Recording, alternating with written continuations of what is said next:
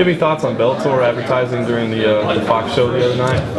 Yeah, I mean, wouldn't you? I mean, yeah, I mean, they're doing this stuff. They're doing what they feel they have to do to try to get some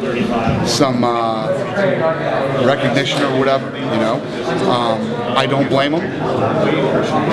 I would too if I was them. I'd be looking at everything I could to try to make myself look like the UFC or try to, you know, advertise anywhere near the UFC. I don't blame them. How does it happen though? I mean, it would seem that Fox would say, "Hey, thanks for the offer, but we can sell that to somebody else." No, what you can do is you can do what they're doing. They go in locally into the local markets and they buy local advertising. And you wouldn't think those local, I guess the local markets don't understand. Hey, yeah, they don't really pay. It's not a big deal.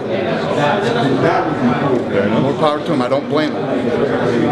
The Ultimate Fighter, you are going to India next. After India, is there any other locations as far as Asia? There's going to be another area of expansion.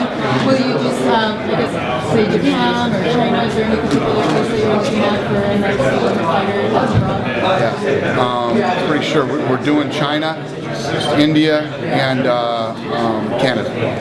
Well, next year. I think so. Are there any judges yet for the India Ultimate Fighter? I mean, sorry, coaches. Coaches? Not yet.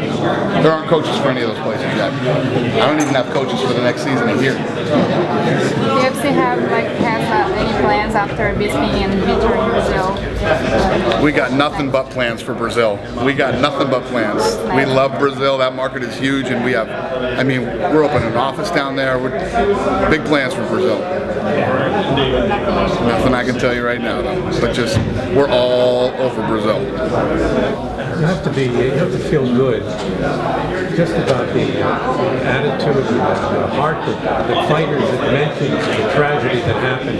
A lot of other sports, you know, the athletes that I know of, I mean, didn't come out and say anything. These guys took it upon themselves to do that. It's got to shine maybe a more positive, better light on the organization. Well, I think that all, you know, and I'm not.